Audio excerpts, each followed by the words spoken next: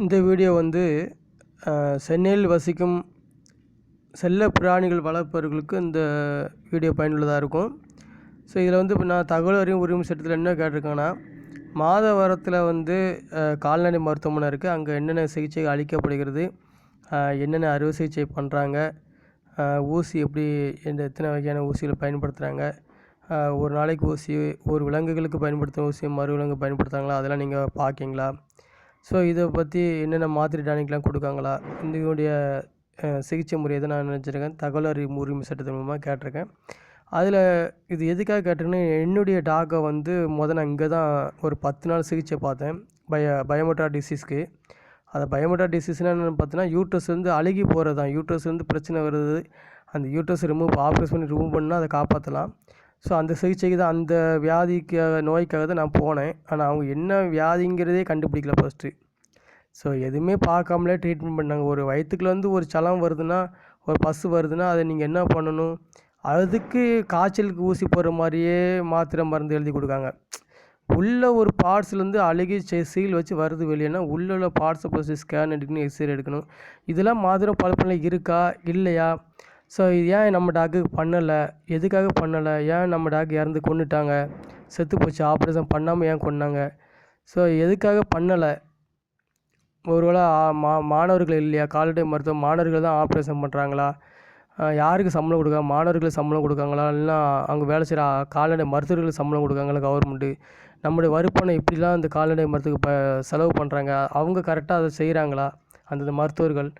இல்லை அவங்க எதுவுமே செய்யாமல் வேலை செய்யாமல் சும்மா காப்பாற்றின வரைக்கும் காப்பாற்றலாம், ஸோ ஒரு அலட்சியம் வேலை செய்கிறாங்களேக்காக தான் நம்ம நினச்சிக்கிறோம். இந்த தகவலெல்லாம் நம்ம அடிப்பட்டோம், நம்ம டாக்கை நம்ம இழந்துட்டோம். அதை வந்து நம்ம டாக்குன்னு பார்க்காம நம்ம கூட உயிரமாக பார்த்து தான் நம்ம இவ்வளோ விஷயங்கள் பண்ணிகிட்ருக்கோம். ஸோ நீங்கள் கால்நடை பழக்கிங்கன்னா கண்டிப்பாக இந்த வீடியோ பாருங்கள், உங்களுக்கு பயனுள்ளதாக இருக்கும். நீங்களும் உங்கள் நாய்களை கொல்லாமல் சாகடிக்காமல் பாருங்கள். இல்லைனா நாயை வளர்க்காதீங்க, தயவுசெய்து நாய் வளர்க்காதீங்க. வளர்த்தா கடைசி வரை காப்பாற்றுங்க, ரோட்டில் விடாதீங்க. வளர்த்துட்டு அது முடி கொட்டும், எல்லாமே பிரச்சனை வரும், ஒன்றி இருக்கும். அதெல்லாம் நீங்கள் எடுத்துங்க. உங்கள் குழந்தைக்கு நீங்கள் எப்படி பாதுகாக்கிறீங்களோ அதே மாதிரி பாதுகாத்தா மட்டும்தான் நம்ம நாய்களை வந்து வீட்டில் வளர்க்க முடியும். அது அந்த சீசனுக்கு ஏற்ற மாதிரி முடி உதிரத்தான் செய்யும். உடனே முடி உழுது கழியுதுன்னு சொல்லி நீங்கள் ரோட்டில் விட்டு போனால் அது வந்து கண்டிப்பாக ஒரு வாகனத்தில் அடிபட்டு சாக தான் செய்யும். ஸோ அந்த மாதிரி நீங்கள் எதுவுமே இது பண்ணாதீங்க. வீட்டில் அது ஒரு ஜஸ்ட்டு ஒரு 1 வீக் 2 வீக் தான் அந்த முடி உதிரது இருக்கும். ஸோ நான் பொம்மரி நாய் வச்சுருந்தேன், 8 வருஷமாக நான் வளர்த்தேன். அதில் நான் எவ்வளோ கஷ்டப்பட்டிருப்போம். முடி உதிரும், சாப்பாட்டில் முடி விழும். ஸோ அதெல்லாம் நாங்கள் கேர் பண்ணாமல் அதுக்கு ஒரு மருந்து மாத்திரைகள் வாங்கி கொடுத்து அதுக்கு சிகிச்சை வச்சு நல்லா குளிப்பாட்டி, வாரத்துக்கு ஒரு டைம் இல்லைனா 2 வாரத்துக்கு ஒரு டைம் நல்லா குளிப்பாட்டி நம்ம பிள்ளைகள் மாதிரி மெயின்டைன் பண்ணால் நம்ம காப்பாற்றலாம். ஆனால் வந்து அதே மீறி ஒரு சில நம்ம வந்து குட்டி போடாமல், இப்போ என் டாக்குக்கு வந்து குட்டி போட வைக்காத தான் பிரச்சனை. அது சேரலை. ஆண் நாய் கூட வந்து நாங்கள் கிராஸ் விட்டோம், அது சேரலை. ஸோ அதனால சரி அதே விருப்பம் இல்லைன்னு சொல்லி நாங்களும் விட்டுட்டோம். அதனால வந்த ஒரு பிரச்சனை தான் இந்த பயோமெட்ரா டிசீஸ், யூட்ரஸில் வந்து இன்ஃபெக்ஷன் ஆகி வந்த பிரச்சனை. அதை வந்து நம்ம எவ்வளோ பெரிய கால்நடை கோடிக்கணக்கில் செலவு பண்ணி, தமிழ்நாடு அரசு செலவு பண்ணி நம்ம பகுதியில் வச்சுருக்கா, மாதவரம் பகுதி வீட்டிலேருந்து 1 கிலோமீட்டர் தான் தூரம். அந்த இடத்துல இருக்கிற ஒரு கால்நடை கல்லூரி, மருத்துவமனை 2மே இருக்குது. ஆனால் நம்ம டாக்குக்கு காப்பாற்ற முடியலைங்கிற ஒரு வயிற்றுச்சலில் தான் நம்ம வந்து இவங்களை விடக்கூடாது, இவங்களுக்கு தண்டனை வாங்கி கொடுத்து ஆகணும். 4 பேருக்கு 4 நாய்க்கு 4 மருத்துவர்களும் அது படிச்சிருக்காங்களா, வேலை தெரியுதா இல்லையா என்னன்னே தெரிய மாட்டேங்கி. இவங்களுக்கு வந்து நம்ம கவர்மெண்ட்டுக்கு கண்டிப்பாக நான் கவர்மெண்ட் ஆல்ரெடி புகார் தெரிவிச்சிருக்கேன். இன்னும் இவங்க வந்து நிறைய தவறுகள் நம்ம கலெக்ட் பண்ணி தான் நம்ம வந்து கலெக்டர்கிட்ட வந்து புகார் தெரிவிக்கணும். ஸோ அது வரைக்கும் நம்ம என்ன செய்வோம், இவங்களை வந்து தகவல் ஃபஸ்ட்டு நம்ம சேகரிக்கணும். நம்ம டாக்குக்கு என்னென்ன இயந்திர மிஷின் இருக்குது, என்னென்ன ஸ்கேன் மிஷின் இருக்கா, எல்லாம் தகவல் சேகரித்த பிறகு நம்ம அடுத்த கட்டத்தில் புகார் தெரிவிக்கிறதுக்காக தான் நம்ம என்ன செஞ்சிட்ருக்கோம், இந்த தகவல் எடுத்துகிட்ருக்கோம். ஸோ இப்போ பாருங்கள், நான் என்ன கொஸ்டின் கேட்டிருக்கேன்னா, மாதவரத்தில் உள்ள கொஸ்டின் தான் கால்நடை மருத்துவமனை பற்றி கொஸ்டின் கேட்டிருக்கேன். நீங்கள் படிங்க, உங்களுக்கு தெரியும் என்னென்ன நோய்களுக்கு சிகிச்சை அளிக்கப்படுகிறது, அதே மாதிரி ரத்தம் பரிசோதித்தல், சிறுநீர் பரிசோதித்தல், ஸ்கேன் மற்றும் எக்ஸ்ரே எடுத்தல் போன்ற வசதிகள் மாதவரம் கால்நடை மருத்துவமனையில் இருக்கான்னு கேட்டிருக்கேன். ஸோ அதுக்கப்புறம் இங்கே என்னென்ன ஆப்ரேஷன்லாம் செய்கிறாங்க அதை கேட்டிருக்கேன். அதுக்கப்புறம் எத்தனை ஆப்ரேஷன் செய்யப்படுது இந்த மருத்துவமனையில், என்னென்ன ஆப்ரேஷன்லாம் செய்கிறாங்க விலங்குகளுக்குன்னு கேட்டிருக்கேன். அதுக்கப்புறம் மாத்திரை மருந்துலாம் வந்து இலவசமாக கொடுக்காங்களான்னு கேட்டிருக்கேன். அதுக்கப்புறம் ஊசி வந்து ஒரே ஒரு ஊசியை வச்சு ஒரு நாள் ஃபுல்லாக ஊசி போடுதாங்களா, எல்லா விலங்குகளுக்கும் அதே ஊசி தான் ஒரு ஊசியிலே ஒரு நாள் ஃபுல்லாக சிகிச்சை அளிக்காங்களா, இல்லைனா ஒவ்வொரு விலங்குகளுக்கும் ஒரு ஊசி பயன்படுத்துகிறாங்களா? ஸோ இந்த மாதிரி கொஸ்டின் தான் கேட்டிருக்கேன். அடுத்த 7வது கொஸ்டின் வந்து பார்த்தீங்கன்னா, ஒரு ஊசி பயன்படுத்தப்பட்டு அனைத்து விலங்குகளுக்கும் ஊசி போடப்படுகிறதா, அல்லது ஒவ்வொரு விலங்குகளுக்கும் ஒரு ஊசி தான் பயன்படுத்தப்படுகிறது அப்படின்னு கேட்டிருக்கேன். இந்த 7 கொஸ்டின் கேட்டிருக்கேன். அதுக்கப்புறம் பாருங்கள். ஸோ அடுத்த இதில் வந்து பார்த்தீங்கன்னா 8வது கொஸ்டின் என்ன கேட்டிருக்கேன்னா,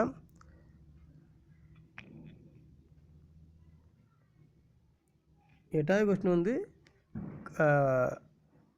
எத்தனை மருத்துவர்கள் இங்கே வேலை செய்கிறாங்க அல்லது மருத்துவ மாணவர்கள் வேலை செய்கிறாங்களான்னு கேட்டிருக்கேன். அதுக்கப்புறம் பார்த்தீங்கன்னா, மருத்துவமனையில் வேலை செய்கிற மருத்துவர்களுக்கு வந்து கைபேசியில் அடிக்கடி பேசிகிட்டே இருக்காங்களா, அதுக்கு வந்து அனுமதி கொடுத்துருக்கீங்களா? ஸோ அதை பற்றி கேட்டிருக்கோம்.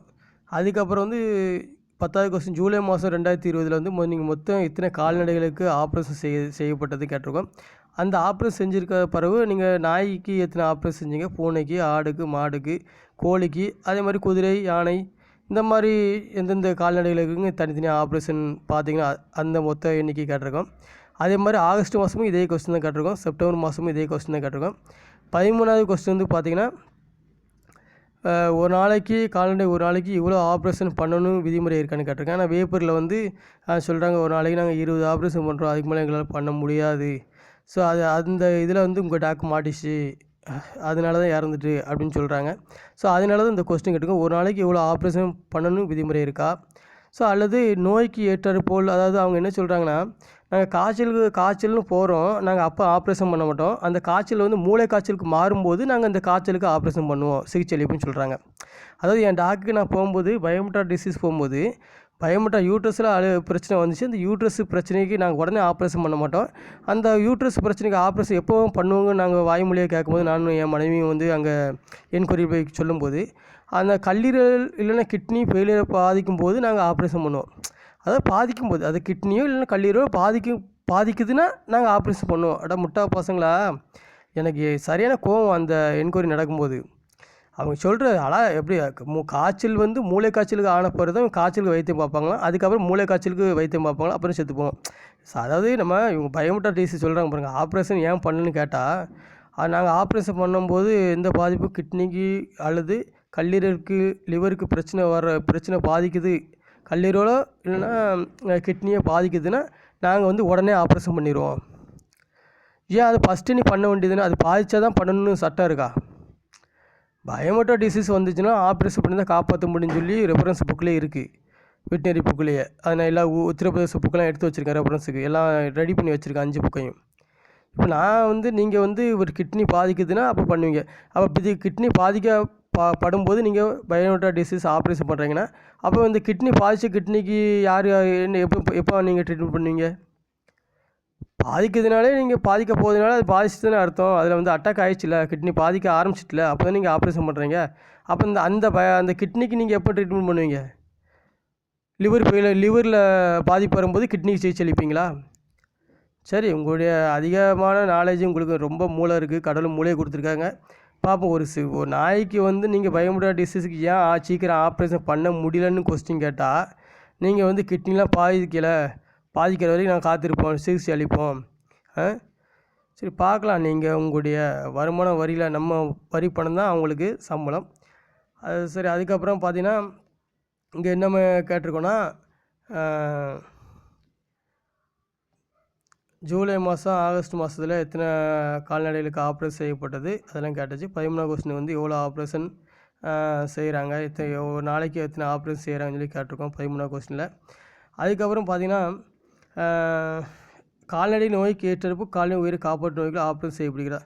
நம்ம ஒரு ஆப்ரேஷன் பண்ணக்கூடிய நோய் வந்தான்னா அந்த நோய்க்கு டக்குன்னு ஆப்ரேஷன் பண்ணுவாங்களா, இல்லைன்னா அவங்க சொல்கிறாங்க, நான் வந்து ஒரு ஆள்கிட்ட கேட்குறாங்க, சார் நீங்கள் வந்து அவருக்கும் பயோமெட்ரா டிசீஸ் தான் பண்ணியிருக்காங்க, கர்ப்பப்பை தான் நீக்கியிருக்காங்க. அப்போ சார் உங்களுக்கு எத்தனை நாள் சார் கர்ப்பப்பை நீக்கிறாங்கன்னா, அவர் 14 நாள், நாங்கள் இங்கே வந்து நான் 14 நாள் கழித்து தான் எனக்கு இந்த பயோமெட்ரா டிசீஸ், அதாவது யூட்ரஸ் வந்து நீக்கிறாங்க. அப்போது என் டாக்குக்கும் அது என் மனைவிட்ட சொல்கிறேன். அப்போ நம்ம டாக்குக்கும் இங்கே வந்து 14 நாள் தான்மா பண்ணுவாங்க போல தெரியுது ஆப்ரேஷனு. அதே டேட்டு தாங்க கொடுத்தாங்க இந்த முட்டாள் மருத்துவர். நான் என்ன நான் சொன்னனோ என் மனைவிட்ட அதே டேட் தான் கொடுத்தேன். 7ஆந்தேதி போனேன், 21ஆந்தேதி கொடுத்தாங்க. இந்த ஜாதகம் பார்க்குற மாதிரியே கொடுக்காங்க டேட்டு 14 நாள். எனக்கு முன்னால் ஒருத்தர் ஆப்ரேஷன் பண்ணிவிட்டு வந்து உட்காந்துருக்கு. அவர்கிட்ட கேட்கும்போது அதே 14 நாள் கழிச்சு தான் ஆப்ரேஷன் பண்ணாங்கன்னு சொல்கிறாரு. ஆனால் இவன் கொடுத்த டேட்டு நான் 7ஆந்தேதி போனாங்க வேப்பறிக்கு, 21ஆந்தேதி எனக்கு ஆப்ரேஷன் தராங்க.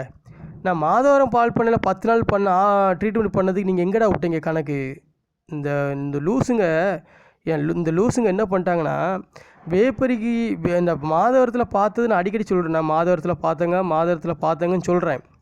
ஏன்னா இந்த டிசீஸு வந்தேன்னா 2 வாரம் தாங்க தாக்கு பிடிக்கும் போல தெரியுது. இந்த யூட்ரஸ் பிரச்சனை 2 வாரத்தை செத்து போயிரும் போல டாக்கு. அதுக்குள்ளே நீங்கள் ஆப்ரேஷன் பண்ணணும் தான் இருக்கும் போல தெரியுது எனக்கு. என்னுடைய கணிப்பு. நான் இன்னும் அந்த புக்கை சரியாக படிக்கலை. இவங்க வந்து அந்த 14 நாள் கணக்கு கரெக்டாக தான் பண்ணுறாங்க. ஆனால் நாங்கள் மாதவரத்தில் 10 நாள் பார்த்தது எங்கே கொண்டு சேர்க்குறது? ஆக்சுவலாக என் டாக்குக்கு 10ஆந்தேதி பண்ணியிருக்கணுங்க. 10ஆந்தேதி பண்ணுனா நான் 7ஆந்தேதி போனேன். 10ஆந்தேதி பண்ணியிருந்தா இவங்க கணக்குப்படி பார்த்தா 14 நாள் என் டாக்குக்கு யூட்ரஸில் பிரச்சனை ஆகி 14 நாள். அப்போ 10ஆந்தேதி பண்ணியிருந்தால் என் டாக்கு பிழைச்சிருக்கும். ஆனால் 14ஆந்தேதி இவங்க 14ஆந்தேதி போகும்போது என் டாக்கு யூரின்லாம் மஞ்சள் கலராக இருக்க ஆரம்பிச்சு. கிட்னி அப்பமே ஃபெயிலியர் ஆக ஆரம்பிச்சிட்டு. கிட்னி 14ஆந்தேதி ஃபெயிலியர் ஆக ஆரம்பிச்சிட்டு. நல்ல கன்ஃபார்ம் எனக்கு நல்லா தெரியும். 14 நாள் என் டாக்கு கிட்னி ஃபெயிலியர் ஆச்சு. யூரின் ஃபுல்லாக மஞ்சள், வீட்டுக்குள்ளெலாம் மஞ்சளாக தான் இருக்குது. யூரினே இருக்க மாட்டேங்குது. 14ஆந்தேதிலேருந்து யூரினே இருக்கலாங்க, கொஞ்சம் தாங்க இருந்துச்சு. அப்பமே என் கிட்னி செத்து போச்சு, சாக ஆச்சு. அதுக்கப்புறம் 14ஆந்தேதி தான் பண்ணியிருக்கலாம். 14ஆந்தேதி பண்ணலை.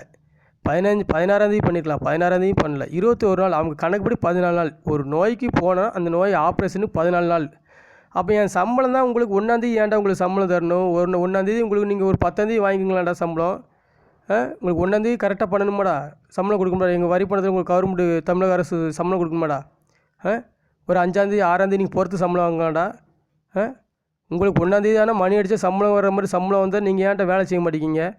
அந்த டாக்கு 14 நாள் நீங்கள் ஜாதகம் பார்த்த மாதிரி 14 நாள் கழிச்சு நீங்கள் ஆப்ரேஷன் பண்ணுவீங்களாடா? எல்லாம் இப்போ பாதி பேர் நீங்கள் வந்து மருத்துவத்துறையில் இந்த சிகிச்சை என் டாக்குக்கு சிகிச்சை அளித்தேன். பாதி பேர் முட்டாள் பயத்தில் தான்டா. நான் முட்டாள் பயலுங்க நீங்கள். கண்டிப்பாக என் டாக்கை நீங்கள் கொன்னுட்டீங்க. அதுக்கு நான் கண்டிப்பாக நான் புகார் உங்களுக்கு தண்டனை வாங்கி கொடுக்குற வரைக்கும் என்னுடைய பணி வந்து தொடர்ந்துகிட்டே தான் இருக்கும்.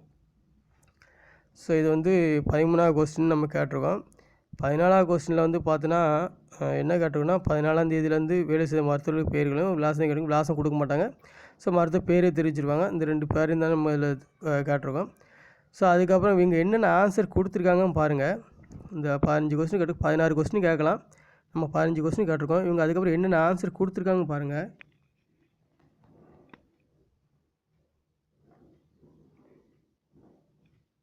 ஸோ இது வந்து அவங்க நம்மளுக்கு கொடுத்த தகவல். அதாவது தமிழ்நாடு கால்நடை மருத்துவ அறிவியல் பல்கலைக்கழகத்தில் வந்து நம்மளுக்கு வந்து கொடுத்துருக்காங்க. ஸோ என்னுடைய கடிதம் வந்து 14ஆந்தேதி போட்டிருக்கேன். 16ஆந்தேதி கிடச்சிருக்கு. ஸோ இது அவங்களுடைய இது. ஸோ நம்ம கேட்ட கொஸ்டினுக்கு இவங்க தகவல் கொடுத்துருக்காங்க. அதாவது நம்ம என்ன கொஸ்டின்லாம் கேட்டிருக்கோம். ஃபஸ்ட்டு கொஸ்டினில் வந்து கால்நடை என்னென்ன சிகிச்சை அளிக்கப்படுகிறது மாதவர கால்நடை பண்ணையிலும் கேட்டிருக்கோம். அதுக்கு இவங்க வந்து என்னென்ன சிகிச்சைன்னு சொல்லி விலாவாரியாக கொடுக்கலாம். காய்ச்சல், அது ஸ்டொமக் வயிறு பிரச்சனை, கிட்னி ஃபெயிலியரு, லிவர் ஃபெயிலியரு, அந்த மாதிரி எல்லா நோய்களுக்கும் நம்ம கொடுத்தோன்னா நம்ம சாதாரண மக்களுக்கு அது வந்து தெளிவாக புரியும். இப்போ இந்த மாதவரத்தில் வந்து இந்தந்த நோய்களுக்கு என்ன செய்கிறாங்க, சிகிச்சை அளிக்காங்க. காலில் அடிபட்டு உடஞ்சி போச்சுன்னா இங்கே வரலாம். ஸோ இந்த மாதிரி தெளிவாக கொடுக்கணும். தகவல் வந்து நம்ம மக்களுக்கு பயனுள்ள மாதிரி கொடுக்கணும். நம்ம என்ன கேட்கோம், கால்நடை மருத்துவமனையில் என்னென்ன சிகிச்சைகள் அளிக்கப்படுதுன்னு கேட்கோம். இப்போ ப்ரைவேட் ஆஸ்பத்திரியில் பாருங்களேன். ப்ரைவேட் ஆஸ்பத்திரியில் பார்த்தீங்கன்னா உங்களுக்கு ஒரு பெருசாக ஒரு லிஸ்ட்டே எழுதியிருப்பான். ஒரு 64 லைனுக்கு எழுதியிருப்பான். ஸோ அதெல்லாம் எழுதியிருப்பான். சாதாரண காய்ச்சல், மஞ்சக்காமாலை, கல்லீரல் பிரச்சனை, ஸ்டொமக் பிரச்சனை, எலும்பு முறிவு, எலும்பு சம்மந்தமான பிரச்சனை, மூளை சம்மந்தமான பிரச்சனை, அவ்வளோ எல்லா இதுவும் எழுதியிருப்பான். நம்ம அந்த மாதிரி கொஸ்டின் தான் கேட்கும் இவங்கக்கிட்ட. என்னென்ன சிகிச்சைகளை நீங்கள் அளிப்பீங்க கால்நடை மருத்துவமனைலாம் கேட்டால் அவன் என்ன தகவல் கொடுத்துருக்கான்னு பார்த்து பாருங்கள். நாய்களின் மருத்துவ அறுவை சிகிச்சை மற்றும் இனப்பெருக்க நோய்களுக்கு சிகிச்சை அளிக்கப்படும். ஸோ காய்ச்சலுக்கு அறுவை சிகிச்சை காய்ச்சலுக்கு சிகிச்சை அளிப்பீங்களா அப்படின்னு வரல. பயோமெட்ரால் டிசீஸ்க்கு சிகிச்சை அளிப்பீங்களா வரல. அப்போ கண்ணுக்கு சிகிச்சை அளிப்பீங்களா, தோலுக்கு சிகிச்சை அளிப்பீங்களா? அப்போ என்னென்ன சிகிச்சைகளை எங்களுக்கு தெரியும். நீங்கள் இந்த ஆஸ்பத்திரியில் என்னென்னையா சிகிச்சை அளிக்கிங்க? மக்களுக்கு புரிகிற மாதிரி தகவல் கொடுங்க, தெளிவாக தகவல் கொடுங்க. என்னென்ன நோயெல்லாம் வந்திருக்கு, நோய்கள் தெரியாதா உங்களுக்கு? எத்தனை நோய், 2000 நோய் இருக்குமா? 2000 நோய் கொடுங்க. நாங்கள் தெரிஞ்சுக்கிறோம். நாங்களும் கால்நடையை பற்றி படித்து கொடுத்தோம். தகவல் கொடுங்க. என்னென்ன நோய் இருக்கோ 2000 நோய் வரிசையாக கொடுங்களேன். எவ்வளோ இதுக்கு பேப்பரு காசு வேணால் நாங்கள் தாரோம். கூடுதலாக ஜெராக்ஸுக்கு காசு வேணால் நாங்கள் தரோம். ஒரு பக்கத்துக்கு எத்தனை 2 ரூபாயா நாங்கள் கொடுத்துட்டு போகிறோம். ஒரு பக்கத்துக்கு 2 ரூபாய்க்கு. நல்ல தகவல் கொடுங்க கரெக்டாக. இப்போ நிறைய பேர் இப்போ நான் போனது அதே மாதிரி தான். இவங்க வந்து இனப்பெருக்க நோய்க்கு சிகிச்சைனா, இனப்பெருக்கன்னா யூட்ரஸ் பிரச்சனை, அதே மாதிரி அறுவை சிகிச்சைனா அறுவை சிகிச்சை என்ன அறுவை சிகிச்சை நம்மளுக்கு அது தெரியாது. அறுவை சிகிச்சையும் போட்டிருக்காங்க. எல்லா நோய்க்குமான அறுவை சிகிச்சையா இல்லைனா அது நம்ம அடுத்த கொஸ்டினில் அதை நம்ம கேட்போம். இங்கே 2வது கொஸ்டின் பாருங்கள். மாதவரம் கால்நடை மருத்துவ முறையில் வந்து இரத்த பரிசோதனை, சிறுநீர் பரிசோதனை, ஸ்கேன் மற்றும் எக்ஸ்ரே எடுத்துல போன்ற வசதிகள் தற்போது உள்ளதா என்று கேட்டிருக்கேன். இந்த மாதத்தில் அவங்க ஆம்னு சொல்லியிருக்காங்க. ஆம்னு சொல்லியிருந்தால் நம்ம வந்து என் டாக்குக்கு வந்து ரத்தமும் எடுக்கலை. என் டாக்குக்கு வந்து ஒரு நான் சொல்கிறேன், அதாவது அதிகமாக தண்ணி குடிக்குது, அதிகமாக யூரின் எடுக்குது, சாப்பிட மாட்டேங்குது, வாந்தி அடிக்கடி ஃபீவர் வருதுன்னு சொல்கிறேன். ஸோ நம்ம இவ்வளோ பிரச்சனை சொல்லும்போது டாக்டர் தொட்டும் பார்க்கல, ஒன்றும் பார்க்கல. இந்த நமக்கு பேசுகிறது தான், நம்ம பேசுகிறது நாய் பேசுகிற மாதிரி. நாய்க்கு என்ன டிசீஸ் இருக்கோ நாய் சொல்கிறதுக்கு பதில் நம்ம சொல்கிறோம், அவ்வளோதான். அப்போ இவங்க தான் என்ன செய்யணும்? வலிக்குதா, வயிறில் வலிக்குதா? இப்போ நம்மளுக்கெல்லாம் போனால் நினச்சிடும் வயிற்று அம்மிக்கு பார்க்காங்க. இப்போ அதுதானே டாக்டரு. நம்ம டாக்டர் என்ன நிப்பாட்டுங்க, படுக்க வைங்க, வயிற்று அமுக்கி பார்ப்போம், கத்துதா இல்லையா, என்ன செய்யுது அது பார்ப்போம். இப்போ நான் என் டாக்டரை வந்து தூக்கும்போது வயிற்றில் பிடிச்சின்னா கத்திச்சு.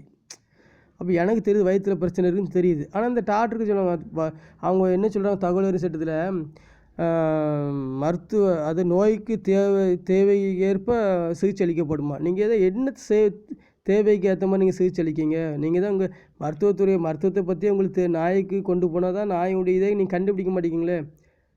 ஒன்றே ஒன்று, நாய்க்கு வந்து மாதவரம் கால் பண்ணல, என்ன பண்ணுறாங்கன்னா காய்ச்சல்னா ஊசி போடுதாங்க. செத்து போகிற நாய் செத்து போகுது. செத்து போகிற நாய் வந்து அவங்க வளர்க்குறவங்களே கேர் பண்ண மாட்டேங்காங்க. ஃபஸ்ட்டு வளர்க்குறவங்க வந்து நாய் செத்து போனால் ஏன் செத்துச்சுன்னு கேட்கணும். டாக்டர்கிட்ட ஏன் செத்து போச்சு, எதனால செத்து போச்சுன்னு கேட்கணும். சும்மா நாய் வந்து வளர்த்தா அதை காப்பாற்றணும், கடைசி வரைக்கும் காப்பாற்றுற மாதிரி இருந்தால் நாய் வளர்க்கணும். வயசாகி செத்தா பரவாயில்ல, வயசாகி அது கிட்னி அந்த யூரின் வர இடத்துல பிளட்டு வந்து அது வந்து வயசாகி போய் செத்து போகிறது வேறங்க. அது வந்து நம்ம மனுஷங்களுக்கு மாதிரி தான். இடையில சாகிறது தான் நம்ம வந்து போராடிட்டுருக்கோம். இடையில ஏங்க சாகுது? கவர்மெண்ட்டு பல கோடி ரூபா செலவு பண்ணுது, கால்நடைத்துறை மருத்துவர்களுக்கு செலவு பண்ணுது, கல்லூரிகளுக்கு செலவு பண்ணுறது. அப்படி இருந்து நம்ம வந்து ஒரு விலங்கை நம்ம வந்து ஒரு கால்நடையை காப்பாற்ற முடியலன்னா அப்போ அது ஆக்சிஜனாக வெளியே போயிட்டு புல்லுகளையும் சாப்பிட்டு உயிர் வாழ்கிற மாதிரி தானே அர்த்தம். நம்மளால் ஒரு மருத்துவத்தை வச்சு ஒரு நாயை காப்பாற்ற முடியல. அப்போ எதுக்கு மருத்துவமனை கால்நடை மருத்துவம் தேவை இல்லையா? மூணுங்க எல்லாத்தையும்.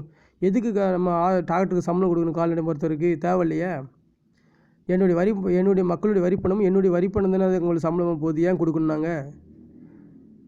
ஸோ அதை இருக்கிற வரைக்கும் இருக்கட்டுமே. இல்லைனா ஆடு மாடுனா கசாப்புகளில் போய் கறியாக போகுது, நாய்னா செத்து போகுது. ரோட்டில் அடிப்பட்டு நாய் செத்து போன மாதிரி செத்து போய் நினச்சி நாங்கள் செத்துனா போச்சுட்டு போவோம். எதுக்கு கால்நடை மருத்துவமனை தேவையில்லையே, மூடிடுங்க. உங்களுக்கு நாங்கள் எங்கள் வரி பணத்தில் நீங்கள் படிச்சுக்கிட்டு எங்கள் டாக்குக்கே நீங்கள் ட்ரீட்மெண்ட் பண்ண முடியல, நீங்கள் அலட்சியமாக வந்து இருந்தீங்கன்னா என்ன அர்த்தம்? ஒரு நோயோடு வாரேன், இவ்வளோ பிரச்சனை, தண்ணி குடிக்குது, யூரின் போகுது, அதிகமாக காய்ச்சல் அடிக்கடி இருக்குது, வாமிட் எடுக்குது, சாப்பிட மாட்டேன்னு சொன்னால் நீ என்ன செய்யணும்? வயிற்றில் பிரச்சனை இருக்கா ஸ்கேன் பண்ணி பார்த்தனா இந்த பசு வர்றதுக்கு முன்னாலே நீ காப்பாற்றிருக்கலாம். இந்த முட்டாள் டாக்டர் பண்ண பெரிய பிரச்சனை இது. அவள் சொல்கிறா கிட்னி ஃபெயிலியராக இருக்கும், அதனால தான் வந்து அடிக்கடி வாமிட் எடுக்கு அப்படின்னு சொல்லி கிட்னிக்கு ஊசி போடுதான்னு நினைக்கிறேன். ஊசி போட்டது கிட்னிக்கு தான். கிட்னி ஃபெயிலியர் இருந்தால் அவன் தான் சொன்னேன் கிட்னி ஃபெயிலியராக இருக்குன்னு சொல்லி தான் ஊசி போட்டான். இப்போ அதோடைய ஸ்லிப் ஏன்ட்டு இல்லை, அதோடைய இதுதான் நம்மளுடைய அந்த அவங்க மாதவரத்தில் வேப்பரில் வந்து கரெக்டான ஸ்லிப் கொடுக்காங்க. ஆனால் மாதவரத்தில் சும்மா ஒரு பில்லு மாதிரி தான் கொடுக்காங்க. அந்த கம்ப்யூட்ரு இதே கிடையாது. ஒரு ரிஜிஸ்ட்ரேஷன் நம்பர் வந்து கம்ப்யூட்டர் இது கிடையாது. ஒரு புக்கில் வந்து 29,115 அந்த பில்லு. அதுக்கப்புறம் இன்னொரு நாள் போனோம்னா வேறு ஒரு பில்லு கொடுப்பாங்க. 10 நாள் கழிச்சு போனோம்னா அந்த கண்டினியூட்டியே இருக்காது. ஒரு டாக்குக்கு போயிட்டோம்னா அந்த ரிஜிஸ்ட்ரேஷன் நம்பர் வந்து அப்படியே ஃபாலோ பண்ணணும். இவங்க 5 நாள் கழிச்சு வர சொல்கிறாங்க, 6 நாள் கழிச்சு வர சொல்கிறாங்க. அப்புறம் 10 நாள் கழிச்சு போனால் இன்னொரு பில்லு வருது, இன்னொரு ரிஜிஸ்ட்ரேஷன் நம்பர் வருது. இப்படி தான் வருது. சரி, அது பார்க்கலாம், அது எப்படின்னு பார்த்துப்போம். இப்போ வந்து இந்த மாதிரி எல்லாத்துக்கும் ஆம்னு கொடுத்துருக்காங்கன்னா, என் டாக்குக்கு வந்து எதுவுமே பண்ணலை இவங்க. ஒரு பிளட்டோ இல்லைனா ஒரு எக்ஸ்ரே ஸ்கேனு எதோ பார்க்கல. ஸோ அது ஏன் பார்க்கலன்னு சொல்லி அதுக்கு நம்ம அடுத்த கொஸ்டின் நம்ம அதை பற்றி தான் கேட்க போகிறோம். அதுக்கப்புறம் 3வது கொஸ்டின் பாருங்கள். நாய்களுக்கு வந்து எந்த வகையான ஆப்ரேஷன் செய்யும் வசதி தற்போது உள்ளதுன்னு கேட்டிருக்கேன். அது நாய்களுக்கு ஆப்ரேஷன் பண்ணணும், கால்நடைக்குன்னு கேட்கணும், அது நாய்களுக்கும் கேட்டிருக்கேன். நாய்களுக்கு அடிப்படை அறுவை சிகிச்சைகளும் மற்றும் அறுவை சிகிச்சை செய்வதற்கான வசதிகள் உள்ளன கேட்டிருக்காங்க. அப்போ ஏன் என் டாக்குக்கு நீங்கள் வந்து அறுவை சிகிச்சை செய்யலை, அல்லது அவசர அறுவை சிகிச்சை ஏன் செய்யலை? இப்போ இன்னொன்று இதில் ஒரு விஷயம் கொஸ்டின் இருக்குது. அதை 1962 சொல்லி அவசர வாகனம் ஒன்று, ஆம்புலன்ஸ் ஒன்று இருக்குது. நான் ஃபோன் பண்ணுறேன். அவங்க ஃபோன் பண்ணும்போது நாங்கள் மாதவரத்துலேருந்து ஃபோன் பண்ணுறோன்னு சொன்னால் அவங்க வந்து நாங்கள் அண்ணா நகரில் இருக்கோம். ஸோ இந்த மாதிரி 1962 வந்து ஒரு வண்டி விட்ருக்காங்க. அதாவது காலைல 8 மணிலேருந்து நைட் 8 மணி வரைக்கும் அந்த சர்வீஸ் இருக்குது. ஸோ அதெல்லாம் எல்லா விலங்கு நம்ம ஓனர், அது வந்து கால்நடை வளர்க்குறவங்க அதை பயன்படுத்திக்கிடுங்க. அதை பயன்படுத்தும் போது நீங்கள் கால் பண்ணும்போது எல்லா காலும் ரெக்கார்டில் வைங்க, ரெக்கார்டில் கால் பண்ணுங்கள், ரெக்கார்டில் வைங்க. அவங்க என்ன சொல்கிறாங்க எல்லாத்தையும் கால் பண்ணி கேளுங்க. அதுக்கப்புறம் நீங்களும் தகவல் வரிசைத்து மூலமாக இந்த டேட்டில் இந்த வண்டி வந்து எங்கெல்லாம் கால்நடை அவசர சிகிச்சைக்கு வந்து பயன்படுத்தப்பட்டதுன்னு சொல்லி நம்மளுக்கு அதுக்கு பற்றி கொஸ்டின் கேட்கலாம். அதனால் எல்லா காலுமே ரெக்கார்டுகளாக மாற்றுங்க ஃபஸ்ட்டு முடிஞ்ச வரைக்கும். ஸோ இங்கே வந்து என் டாக்குக்கு அவசர சிகிச்சையும் பண்ணலை, அடிப்படை அறுவை சிகிச்சையும் பண்ணலை. அதனால என் டாக்கு செத்து போச்சு. நான் இங்கே வந்து அந்த வசதிகள் இருக்குது அப்படின்னு இவங்க பண்ணியிருக்கலாம், ஏன் பண்ணலை? அது ஒரு கொஸ்டின். ஏன் பண்ணலை? நான் வந்து 26ஆந்தேதி வாரேன், 31ஆந்தேதி வாரேன், 3ஆந்தேதி வாரேன். இந்த இடப்பட்ட நாளில் ஏன் டாக்கு பயோமோட்டார் டிசீஸ்க்கு ஏன் பண்ணலை? அதுக்கப்புறம் எங்கே பண்ணுங்கன்னு கூட சொல்லலை. 3ஆந்தேதி ஸ்கேன் ரிப்பேர்னு சொல்லிட்டாங்க. ஸ்கேன் ரிப்பேர்னு சொன்ன இடத்துல நம்ம எங்கே போய்ட்டு இவன்கிட்ட போய்ட்டு மண்டாடிட்டு கிடக்குக்கு நம்ம டாக்கை காப்பாற்றணும்னு நினைப்போம். டக்குன்னு நம்ம ஏப்பறிக்கு எடுத்துகிட்டு போகிறோம். அங்கேயும் போய்ட்டு ஃபஸ்ட்டே சொல்லுது, இந்த மாதிரி நாங்கள் 26ஆந்தேதிலேருந்து 3ஆந்தேதி வரைக்கும் நம்ம வந்து மாதவரத்தில் பார்த்துட்ருக்கேன் அப்படின்னு சொல்லி 7ஆந்தேதி போன இடத்துல சொல்கிறேன். இல்லை இவங்க உடனே ஆப்ரேஷன் பண்ணிடுவாங்க, ரொம்ப யூட்ரஸ் வந்து ரொம்ப பாதிக்கப்பட்டுச்சு, நீங்கள் ஸ்கேன் எடுங்க, ஸ்கேன் எடுத்துகிட்டு வாங்க அப்படின்னு ஸ்கேன் எடுத்தோம், எக்ஸ்ரே எடுத்தோம், எல்லாமே எடுத்தோம். நீங்கள் அங்கே போங்க, சீக்கிரம் ஆப்ரேஷன் பண்ணிடுவாங்க. அங்கே போனால் பிளட் இல்லை, அது இல்லைன்னு சொல்லி அங்கே தள்ளி 2 நாள் நாளைக்கு வாங்க, நாளைக்கு வாங்க நீங்கள் ரொம்ப பாடுபடுத்திட்டாங்க எங்களை. நாங்கள் 2 பேரும் சம்பளம் விட்டு ஒவ்வொரு நாள் 2 பேரும் 1000 ரூபா சம்பளத்தையும் விட்டுட்டு எங்கள் நாயையும் விட்டுட்டோம். கடைசியில் எங்கள் வரி பணத்தில் நாங்கள் ஏன்டா இவனுக்கு சம்பளம் கொடுக்கணும் இந்த கால்நடை மருத்துவருக்கு? பேசாமல் உங்களால் காப்பாற்ற முடியலடா என் நாயை. என் நாயை மட்டும் இல்லைடா, பல நாய்களை நீங்கள் கொண்டிருக்கீங்கடா. ஆனால் இவனுக்கு பதில் கேட்க மாட்டேங்க. நான் பதில் கேட்க உங்கள்கிட்ட எவனும் கேட்கல. நிறைய பேர் நாயை கொண்டிருக்கீங்க, ஆனால் எவனும் பதில் கேட்கல. இப்போ நான் உங்கள்கிட்ட பதில் கேட்கண்டா. இப்போ என் டாக்கு ஏன் செத்துச்சு சொல்லு? ஏன் என் டாக்கு ஆப்ரேஷன் பண்ணல? 1 மாதம் வரைக்கும் பயோமெட்ரிக் டிசீஸில் எந்த டாக்டராக இருக்கும்? எனக்கு ப்ரூஃப் காட்டுங்கடா. நீங்கள் 25 நாள் பயோமெட்ரிக் டிசீஸில் ஒரு நாய் வந்துச்சுன்னா, யூட்ரஸ் பிரச்சனை வந்துச்சுன்னா எத்தனை நாள்டா உயிரோடு இருக்கும்? உங்கள் பொண்டாட்டிக்கு வந்து யூட்ரஸ் பிரச்சனை வந்து யூட்ரஸில் வந்து இன்ஃபெக்ஷன் ஆச்சு, இல்லை சிசரியம் பண்ணாங்க, பிளட்டு க்ளீன் பண்ணாமல் வச்சு தைச்சிட்டாங்கன்னா, யூட்ரஸில் வந்து உங்களுக்கு வந்து இன்ஃபெக்ஷன் ஆச்சுன்னா உன் பொண்டாட்டிக்கு வந்து 21 நாள் வெயிட் பண்ணி தான் நீ ஆப்ரேஷன் பண்ணுவேடா? இன்ஃபெக்ஷன் ஆச்சுனாலே யூட்ரஸ் எடுத்து தான் ஆகணும். அது மனுஷங்களுக்கும் சரி மிருகங்களுக்கும் சரி, அதான் ஒன்று தான். நம்மளால் பேச முடியும், நாய்க்கு பேச முடியாது. இவ்வளோ தான் வித்தியாசம். அது புரிஞ்சுக்கணும் ஃபஸ்ட்டு டாக்டர்ஸு. கால்நடை மருத்துவமும் மனித மருத்துவமும் ஒன்று தான். அது நம்ம வாயுள்ள ஜீவனம், வாயில்லாத ஜீவனம், அவ்வளோதான் வித்தியாசம். நம்மளை மூளையை பயன்படுத்தும், அது மூளையை பயன்படுத்தும். ஆனால் அது தவறாக நல்லதான் தெரியாது, அவ்வளோதான். ரெண்டுமே ஒன்று தான், ஒரு அறிவு தான் வித்தியாசம். அதை ஃபஸ்ட்டு புரிஞ்சுக்கணும். கால்நடை மருத்துவரும் சாதாரண மருத்துவரும் புரிஞ்சுக்கணும். இப்போ மனுஷங்களுக்கு எப்படி யூட்ரஸ் பிரச்சனையோ அதே யூட்ரஸ் பிரச்சனை தான், அதே இது தான் எங்கே நடக்குது, நாய்க்கு நடக்குது. அப்போ நீ உன் பொண்டாட்டிக்கு வந்து யூட்ரஸில் பிரச்சனை வந்து 25 நாள் நீ கழிச்சு நீ ஆப்ரேஷன் பண்ணுவேடா? கூமுட்டைகளா? முட்டா மருத்துவர்களா? இன்றைக்கேவா நாளைக்குவான்னு சொல்கிறீங்க அசால்ட்டா? அது ஒரு நாய்ங்கிறதாண்டா நீங்கள் சொல்கிறீங்க. அப்புறம் ஏக்கிட்ட இந்த வேலை உங்களுக்கு? இந்த வேலை எதுக்கு? ரிசைன் பண்ணிட்டு போங்கடா. நீங்கள் ஒரு லேடி அந்த மாதமே இதாகிடுச்சு. செப்டம்பர் மாதமே அந்த 14ஆந்தேதி என் டாக்கு 14ஆந்தேதி பார்த்துச்சுல, அது ஒரு லேடி. அந்த லேடி வந்து ரிட்டையர்மெண்ட்டு. அதனால தான் அது பார்க்கல, அது இன்னொருத்தண்ட தள்ளி விட்டுட்டு, அதுவும் ஒரு மூல காரணம். அந்த மருத்துவம் ரிட்டையர்ட் ஆனாலும் சரி, அதுக்கும் தண்டனை கொடுக்கணும். கண்டிப்பாக அந்த டாக்டரையும் நம்ம நினச்சிடணும், விடக்கூடாது. கண்டிப்பாக அவங்களையும் நம்ம நினச்சிடணும். அவங்க ஏன் நம்மளுக்கு 14ஆந்தேதி ஆப்ரேஷன் பண்ணலைங்கிற சொல்லணும். ரொம்ப அசால்ட்டு. ரிட்டையர்ட் ஆக போகிறோம், ரொம்ப அசால்ட்டு. வேலை செய்யக்கூடாது அந்த வேலை வந்து அவங்களே வேலை ரிட்டையர்ட் ஆகுங்க சந்தோஷத்தில் இருக்காங்க. ஆனால் அதில் அவங்க வேறு அன்றைக்கி நாங்கள் போகும்போது செல்ஃபி வேறு எடுத்துக்கிட்டு தாங்க அவங்க முகத்தை அங்கே வச்சு. அதையும் நான் புகாரில் தெரிவிச்சிருக்கேன். இன்னும் ஆக்ஷன் எடுக்காங்களா இல்லையான்னு தெரியல. ஸோ இந்த மாதிரி அறுவை சிகிச்சையில் பண்ணலை. எந்த நாய்க்கும் பண்ணுறாங்களா இல்லைன்னு தெரில. நம்ம இன்னொரு நாயை கொண்டு போய் செக் பண்ணி பார்க்கணும். ஸோ அது வரைக்கும் காத்திருப்போம். ஃபஸ்ட்டு என்னென்ன இருக்குது, மிஷின் இருக்குது, என்னென்ன இந்த காலகட்டத்தில் யார் யார் ஆட்சியில் வாங்கி கொடுத்துருக்காங்க அதெல்லாம் பார்ப்போம். 4வது கொஸ்டின் வந்து பார்த்திங்கன்னா, நாய்களுக்கு எந்த எதுனா ஆப்ரேஷன் கொடுக்க 2 1 தான் போட்டிருக்காங்க. 3 4வது கொஸ்டினுக்கும். 5வது கொஸ்டின் பாருங்கள். என்ன கேட்டிங்கன்னா, மாத்திரைகளும் டானிக்கு இலவசமாக வழங்கப்படுதுதான் கேட்டிருக்கேன். இல்லைன்றிருக்காங்க. 6வது கொஸ்டின் பாருங்கள். நாய்க்கும் ஆட்டுக்கும் ஒரே அளவு ஊசி தான் பயன்படுத்தப்படுமா என்ற பற்றி கேட்டிருக்கேன். இவங்க என்ன செய்யணும், நாய்க்கும் ஆட்டுக்கும் ஒரே ஊசி தான் பயன்படுத்தப்படுதா என்று கேட்டிருக்கோமோ, இவங்க என்ன சொல்லணும்னா, இல்லை நாய்க்கு வேறு ஊசி, கால்நடை வயது மற்றும் இவங்க என்ன கேட்ட கொஸ்டின் என்ன சொல்லியிருக்காங்க, பொதுவாக கால்நடைகளும் வயது மற்றும் உடல் எடையை பொறுத்து ஊசி அளவு தேர்ந்தெடுக்கப்படுதுன்னு கொடுத்துருக்காங்க. நான் கேட்ட கொஸ்டின் நாய்க்கும் ஆட்டுக்கும் ஒரே ஊசின்னு கேட்டிருக்கேன். சைஸு தான் கேட்டது. இப்போ என்ன நான் இதில் என்ன இதுக்காக இந்த கொஸ்டின் கேட்டேன்னா, நான் எனக்கு முன்னால் ஒருத்தங்க ஒரு ஆட்டுக்கு வந்து 2 ஆட்டுக்கு சிகிச்சை அளித்தாங்க. அது வந்து ரெடில்ஸ்லேருந்து கொண்டு வந்தாங்க அந்த ஆட்டை. அதில் வாயில் வந்து புண்ணு இருந்துச்சு 2 ஆட்டுக்குமே. அப்போ அதுக்கு ஊசி போட ட்ரீட்மெண்ட் பார்க்க வந்தாங்க. அப்போ அந்த ஆட்டுக்கு ஒரு ஊசி போட்டாங்க பாருங்கள். அந்த ஊசி வந்து 1 mm திக்னஸ் இருக்குங்க. 1 mm மேலே தாங்க இருக்குது. அந்த ஊசியை வச்சு அந்த ஆட்டுக்கு 2 ஆட்டுக்கும் ஊசி போட்டாங்க. அதே ஊசியை தாங்க கொண்டு வராங்க என் நாய்க்கும். என்ன பிரச்சனை கேட்டால், அந்த மாதிரி அதிகமாக தண்ணி குடிக்குது, அந்த யூரின் அதிகமாக இருக்குது, சாப்பிட மாட்டேங்குது, வாமிட் எடுக்கு, இவ்வளோ விஷயம் சொல்கிறேன். காய்ச்சல் அடிக்கடி இருக்குன்னு சொல்லும்போது இவங்க வந்து கிட்னி ஃபெயிலியராக இருக்குன்னு சொல்லி ஊசி போடுறாங்க. அந்த ஊசி போடுறதாங்க பெரிய ஊசி, அதே ஆட்டுக்கு போட்ட ஊசியும் கொண்டு வராங்க. எனக்கு அப்போது டவுட் தெரியல, ஊசிலாம் மாற்றுவாங்களா இல்லை ஒரே ஊசி வச்சு எல்லா விலங்குகளுக்கும் போடுதாங்களா, அந்த டவுட் எனக்கு அப்போமே வந்துச்சு. அதுக்கு ஊசி போடும்போது அந்த அட்டெண்டர் வந்து காலை நீட்டி இழுத்து பிடிக்கான். 3 கால் கீழே விழுந்து நான் வந்து கழுத்தை பிடிச்சிட்டு தடை கொடுத்துட்ருக்கேன், ஒன்றும் இல்லைடா அப்படின்னு சொல்லி அந்த டாக்டர் ஊசி போடுறாரு. ஊசி போடும்போது எப்படி ஒரு விலங்குகளுக்கு எப்படி ஊசி போடணும் கூட தெரியாத ஒரு டாக்டருக்கு, ஒரு முனைவருக்கு தெரியாதா ஃபஸ்ட்டு? அவங்க தான் கௌரி நினைக்கிறேன் என் பார்வைக்கு.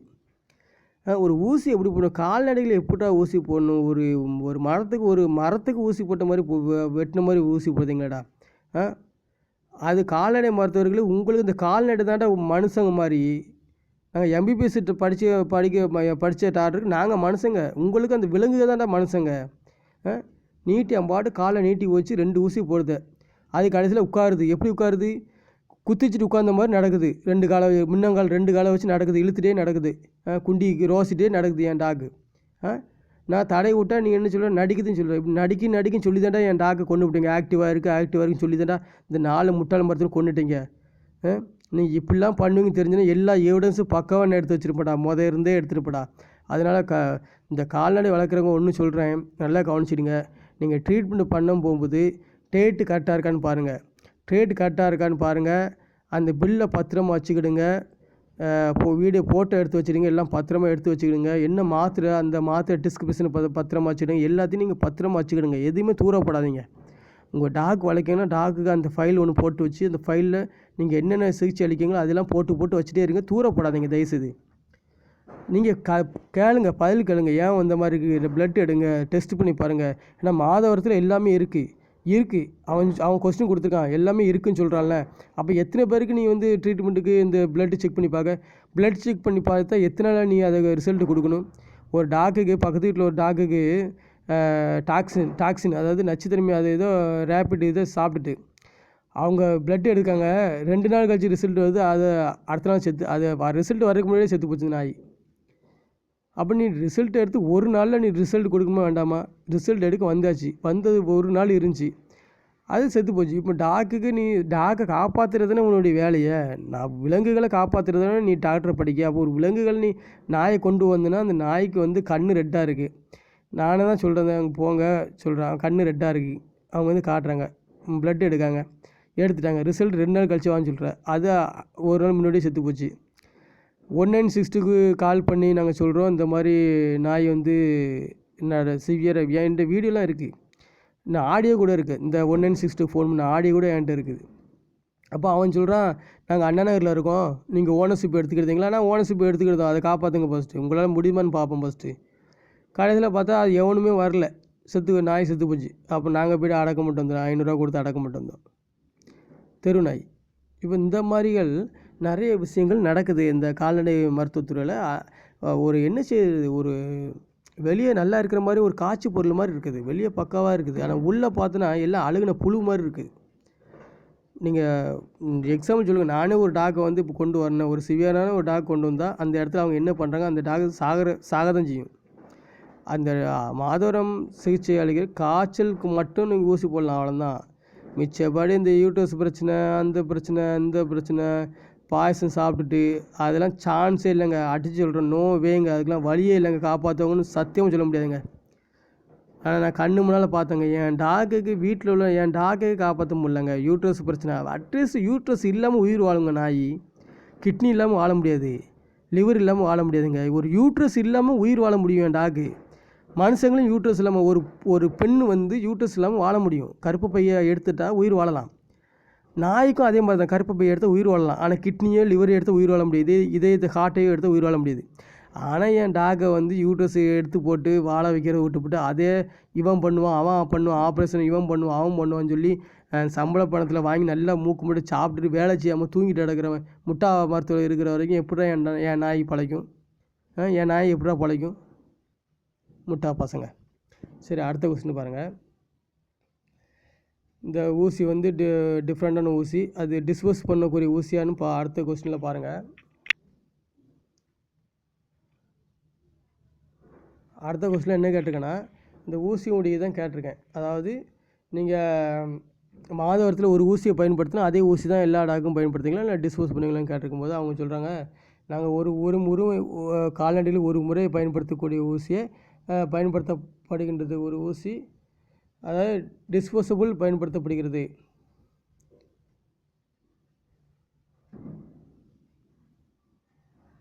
அதாவது ஒவ்வொரு கால்நடைகளுக்கும் ஒரு முறை பயன்படுத்தக்கூடிய புதிய டிஸ்போசல் ஊசியும் பயன்படுத்துவாங்க. ஆனால் அந்த ஊசியை வந்து நம்ம கண்ணு முன்னால் டிஸ்போஸ் பண்ணுறாங்களான்னு பார்க்கணும். அது யாரும், அது வந்து பக்கத்துலேயே ஒரு கூடையை வச்சு அதில் போட்டால் தான் மக்கள் நம்புவாங்க. அதுக்கேற்ற மாதிரி நீங்கள் என்ன செஞ்சீங்க, அதை மாற்றிக்கிடுங்க. 8வது கொஸ்டின் என்ன கேட்டிருக்கேன்னா, எத்தனை மருத்துவர்கள் வந்து மாதவரம் மருத்துவமனையில் வேலை செய்கிறாங்கன்னு கேட்டிருக்கேன். மாணவர்கள் எத்தனை பேர் செய்கிறாங்க கேட்டிருக்கேன். இங்கே வந்து பார்த்தீங்கன்னா 4 மருத்துவர்கள் வேலை செய்கிறாங்கன்னு போட்டிருக்காங்க. ஆனால் அங்கே பார்த்தோன்னா 2 பேர் தான் நம்ம கண்ணுக்கு தெரியவாங்க. மாதவரம் கால்பனில் 4 பேர் இருக்குது. அது வந்து கிளப் மாதிரி இருக்கும் அந்த ஆஸ்பத்திரி. நீங்கள் வேப்பரியாவது பார்த்தீங்கன்னா சூப்பராக இருக்கும். வேப்பரி ஆஸ்பத்திரி வந்து குறை சொல்ல முடியாது. ஆனால் மருத்துவர்கள் வேலை செய்கிற விதம் தான் குறை சொல்லுவேனே தவிர வேப்பரி மருத்துவமனை பற்றி நான் குறையே சொல்ல மாட்டேன். சூப்பர், நல்லா இருக்குது அந்த இது. ஆனால் நீங்கள் மாதவரம் ஆஸ்பத்திரி வந்து பார்த்தீங்கன்னா ஒரு கிளப்பு மாதிரி இருக்கும். உள்ளே என்ன நடக்குன்னு தெரியாது. வெளியே டாக்டர் இருப்பாங்க, சைடில் ஒரு டாக்டர் இருப்பாங்க, அவ்வளோதான் இருப்பாங்க. மிச்சப்படி இங்கே 4 மருத்துவர்கள் இருக்காங்கன்னு சொல்லி நம்ம வெளியேருந்து பார்த்தா தெரியாது. உள்ளேருந்து வெளியே ஃபஸ்ட்டு நம்மளுக்கு ஃபீவர் எல்லாமே வெளியே வச்சு தான் நம்ம அனுப்பிட்டுருக்காங்க. உள்ளே யாருமே இது பண்ணல. ட்ரிப்ஸுக்கு போகிறவங்க மட்டும் தான் உள்ளே போவாங்க. ஸோ நம்ம பார்த்த வரைக்கும், என் கண்ணுக்கு தெரிஞ்ச வரைக்கும் நான் எல்லா டைமும் போகும்போது 3 மருத்துவர்கள் தான் பார்த்தேன். 4வது மருத்துவர்கள் நான் பார்க்கல. ஸோ இவங்க 4 மருத்துவர்கள்னு சொல்லியிருக்காங்க, பார்ப்போம் அதையும். அதுக்கப்புறம் இந்த மாணவர்கள் அந்த டைம் இல்லை. மாணவர்கள் இருக்கிற சமயத்தில் நல்லபடியாக அதாவது வேலை செய்வாங்க. ஏன்னா மாணவர்கள் தான் வேலை செய்கிறாங்க. ஸோ சம்பளம் வந்து மருத்துவர்கள் தான் வாங்குறாங்க. ஆனால் மாணவர்கள் வந்து ட்ரைனிங் தான் கொடுக்கணும். அதாவது டாக்டர்ஸ் வந்து ஆப்ரேஷன் பண்ணணும், மாணவர்கள் பார்க்கணும். அப்போ தான் அதுதான் வந்து அப்ரெண்டிஸ் மாதிரி, ட்ரைனிங் மாதிரி. இப்போ நாங்கள் வந்து வேலை செய்கிறோன்னா மிஷினில் பையனை வேலைக்கு, நானும் வாத்தியார் தான், பையனுக்கு வந்து சொல்லிக் கொடுக்கணும் மிஷினை எப்படி ஓட்ட சொல்லிக் கொடுக்கணுன்னா, நானே ஃபஸ்ட்டு எடுத்துன்னு நீங்கள் மிஷின் ஓட்டுங்கட்டான்னு சொல்ல முடியுமா மாணவர்களை? அவன் ஓட்டணும்னு நினச்சிவான், மிஷின் அடிபட்டு அவனுக்கும் அடிபட்டு கழுத்தில் 2 மிஷினும் சேதாரம், ரெண்டுமே போயிடும். மிஷினும் போயிடும், அவனும் போயிடுவான், செத்து போயிடுவான். அப்போ நம்ம ஃபஸ்ட்டு மிஷினை ஓட்டி காட்டணும், இப்படி தானே ஓட்டணும். அப்படி ஓட்டி காட்டின பிறகு தான் நம்ம நினச்சின்னு பசங்கக்கிட்ட இதே நம்ம கூடயே நிற்கணும். நம்ம எங்கே டீ குடிக்க போயிடக்கூடாது. டீ குடிக்க போனாலும் இங்கே பிரச்சனை தான், பையன் மிஷினை உடச்சி விடுவான், இல்லை அவனுக்கு ஆக்சிடென்ட் ஆகிரும். ஸோ இந்த மாதிரி சொல்லிக் கொடுக்குற முறைகளையும் இருக்குது. அதையும் கொஞ்சம் கவனமாக நினச்சிக்கணும். அது நம்ம அதை பார்க்கணும், யார் ஆப்ரேஷன் பண்ணுறது, அதில் நம்ம வந்து உடனே தகவல் அறியும் செலுத்தி கேட்டணும், யார் ஆப்ரேஷன் பண்ணால். ஸோ கூட யார் இருந்தானு பார்க்கணும். ஸோ 8வது கொஸ்டின் வந்து இதுதான் போட்டிருக்கு. மாணவர்கள் யாரும் இல்லை, கோவிட் காலத்தில் யாரும் இல்லைன்னு போட்டிருக்காங்க. 9வது கொஸ்டின் பாருங்கள். கால்நடை மருத்துவமனையில் வந்து மாதவரத்துலேருந்து ஒரு லேடி வந்து, அதான் கௌரி முனைவர், அவங்க வந்து ஃபோனில் பேசிட்டே இருந்தாங்க. அதை நாங்கள் அதை வாட்ச் பண்ணிகிட்டு வந்தோம் வெளியே இருந்து. ரெண்டு கால்நடைகளுக்கு ட்ரீட்மெண்ட் பண்ணுவாங்க. அப்புறம் ஒரு வராண்டா பின்னால் ஒரு இடம் இருக்குது, அதில் போய் ஃபோன் பண்ணிகிட்டே இருப்பாங்க. நம்ம சைட்லேருந்து பார்த்தா தெரியும். நாங்கள் அதே மாதிரி பார்த்துட்டே இருந்தோம். அடிக்கடி வருது. நாங்கள் வந்து 8:30க்கு அந்த ஆஸ்பத்திரி போனோம். ஆனால் 11:30க்கு 3 மணி நேரம் அங்கே இருந்தோம். ஆனால் அப்போ நாங்கள் பார்க்கும்போது 20 பேர் தான் இருந்தாங்க. அந்த 20 பேருக்கும் 3 மணி நேரம் எனக்கு ஆச்சு.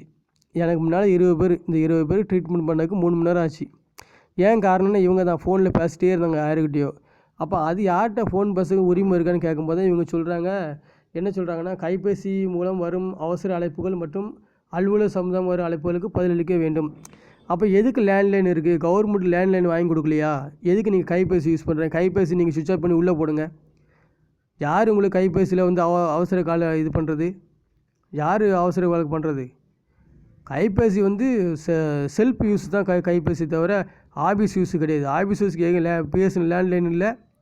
லேண்ட்லைன்லேருந்து ஃபோன் பண்ண வேண்டியதுன்னா கைபேசியில் யாருக்கோ பேசிட்டு அவங்க என்ன சொல்லுவாங்க, அவசர கால் வந்துச்சு அதெல்லாம் பேசணும்னு ஈஸியாக சொல்ல முடியாது.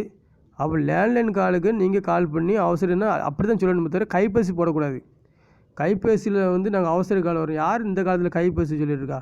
கைபேசியிலேருந்து லேண்ட்லைனுக்கு பேசுங்க. நீங்கள் உங்களை யாராவது ஒரு ஆள் அவசர கால் பேசணுன்னா அந்த ஆள் மொபைல் வச்சுருந்தாருன்னா அந்த மொபைல்லேருந்து யாருக்கு பேசணும்? லேண்ட்லைனு தான் பேசணும். லேண்ட்லைனில் பேசிட்டு தான் அதுதான் மக்களுக்கு புரியும். லேண்ட்லைன் தான் அவசர கால் நாங்கள் நினைப்பாங்களே. செல்ஃபோனில் பேசிட்டு வர்றதெல்லாம் அவசர கால் நாங்கள் நினைக்க முடியாது. அதை வந்து நீங்கள் அதை இது பண்ணிக்கிடுங்க. இதெல்லாம் மக்கள் நீங்கள் புரிஞ்சுக்கிடுங்க. இதெல்லாம் வந்து நீங்கள் வந்து கேட்கணும். இதை இந்த மாதிரி ஃபோன் பண்ணிட்டு வந்து யாருக்கு ஃபோன் பண்ணுறீங்க தைரியமாக நீங்கள் கேட்கலாம். ஸோ அடிக்கடி ஃபோன் பண்ணும்போது இப்போ நாங்கள் வந்து இதெல்லாம் தெரிஞ்சுக்கிட்டோம். இனிமேல் நானே கேட்பேன். ஃபோன் பண்ணால் யார்கிட்ட என்னென்ன அடிக்கடி பேசிட்டே வரீங்கன்னு நம்மளே கேட்கலாம். ஸோ 9வது கொஸ்டின் வந்து அதான் கேட்டிருக்கு அவசர காலில். 10வது கொஸ்டின் பாருங்கள். நாய், பூனை, கோழி இதுக்கெலாம் வந்து நீங்கள் எத்தனை அறுவை சிகிச்சை செய்தீங்கன்னு கேட்டிருக்கேன். அது ஜூலை மாதம் எத்தனை கால்நடைகளுக்கு அறுவை சிகிச்சை செய்தீங்க, நாய், பூனை அதெல்லாம் எத்தனைன்னு கேட்டிருக்கேன். ஸோ அதாவது மொத்த கால்நடைகளுக்கு அறுவை சிகிச்சைன்னு ஃபஸ்ட்டு போட்டிருக்கணும். அது நான் ஒரு இதில் வந்து தப்பு பண்ணிட்டேன். கால்நடைக்கு போட்டால் நாய், பூனை, ஆடு, மாடு, கோழின்னு கொடுத்துட்டேன். ஸோ அதே மாதிரி தான் ஆகஸ்ட் மாதம் 9வது கொஸ்டின் 11வது கொஸ்டின் 12வது கொஸ்டினில் வந்து செப்டம்பர் மாதம் கேட்டிருக்கேன்.